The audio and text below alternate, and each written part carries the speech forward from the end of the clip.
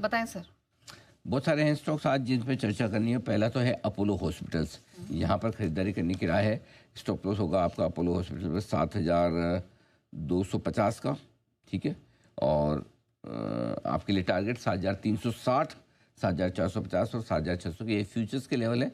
Apollo hospital में बड़ी restructuring को बोर्ड ने मंजूरी दी है और इसमें होगा ये कि फार्मेसी और डिजिटल हेल्थ कारोबार को कंपनी अलग करके डीमर्ज करेगी और इनका जो फार्मेसी कारोबार है वही लॉस मेकिंग है और उसकी वजह से कंपनी की प्रॉफिटेबिलिटी वो नहीं आ पा रही थी। तो ये एक डीमर्जर इनके लिए अच्छा है, जहाँ पर जो प्रॉफिटेबल कंपनी उसके वैल्यूशंस और मल्टीपल बेहतर होते हुए दिखेंगे और ये बाजार को पसंद आएगा। तो हमें लगता है कि ये एक अच्छा डिसीजन है जो कंपनी ने लिया और इसका फ़ायदा कंपनी को, शेयर होल्डर्स को ज़रूर मिलना चाहिए, ऐसा मेरा मानना है। तो अपोलो हॉस्पिटल का डीमर्जर ये बाजार को पसंद आएगा।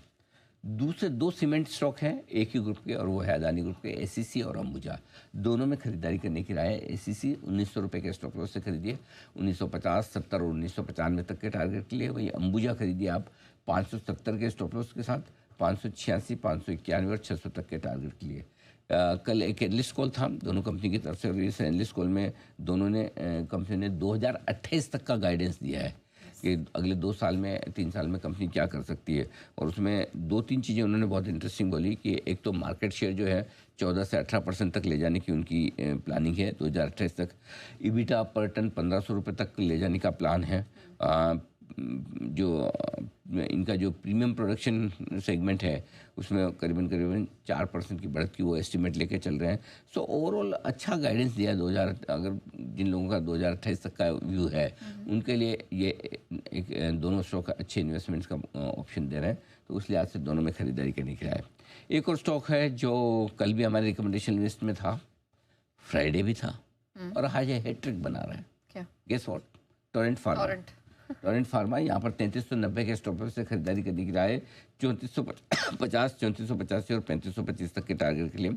कल देर शाम 4 बजे कंपनी ने एक ये किया है आपका कॉन कॉल किया है एक्विजिशन के बाद। और कॉल के बाद उन्होंने 2-3 चीज़ें अच्छे से समझी कि कंपनी की आगे स्ट्रेटेजी क्या है, कैपिटल एलोकेशन किस तरह से करेंगे। और उनका ये कहना है कि 2027 से ही, अगले फाइनेंशियल ईयर से कंपनी कैश फ्लो पॉजिटिव हो जाएगी इस एक्विजिशन के बावजूद। 2028 से ईपीएस उनकी बढ़ने लगेगी, ईपीएस एक्रेटिव होगी, कॉस्ट सिनर्जीज और बढ़ेंगी।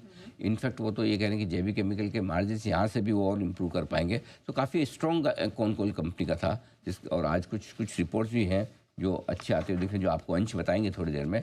टोरेंट फार्मा पर अच्छी रिपोर्ट से कॉन कॉल के बाद। तो एक ये स्टॉक है जहाँ खरीदारी करने का है। 9 बजे भी मेरे पास stock of the day 2-3 listing है आज, तो आई एम वेरी बिजी। ठीक है सर।